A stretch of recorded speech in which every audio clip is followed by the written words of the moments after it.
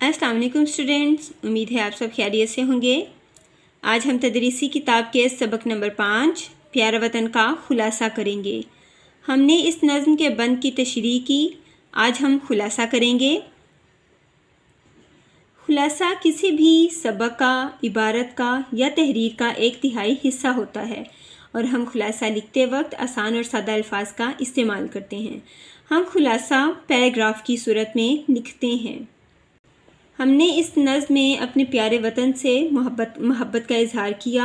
हमने अपने वतन की खूबसूरती के बारे में बताया कि हमारा वतन एक बाग की खूबसूरती बाग की तरह का है, एक खूबसूरत बाग का मंजर पेश करता है। हमारा वतन खूबसूरती में अपनी मिसाल आप है और इसकी कोई बराबरी नहीं कर सकता। अब हम इसका खुलासा करेंगे। खुलासा: हमें अपने वतन से बेपनाह मोहब्बत है क्योंकि हमारा वतन जन्नत का एक टुकड़ा है। हमारा वतन बहुत खूबसूरत है। हमारा वतन खूबसूरती में अपनी मिसाल आप है, कोई इसकी बराबरी नहीं कर सकता। यही वजह है कि हमें अपना वतन बहुत अजीज़ है।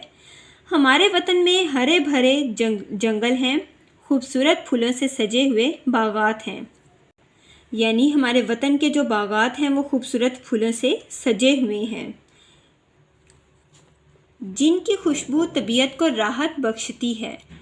हमारे वतन के खूबसूरत बागों में रंग बिरंगे परों वाले खूबसूरत परिंदे पाए जाते हैं जिनके चहचहाने की आवाज़ें हमारे मुल्क की रौनक में इजाफ़ा करती हैं।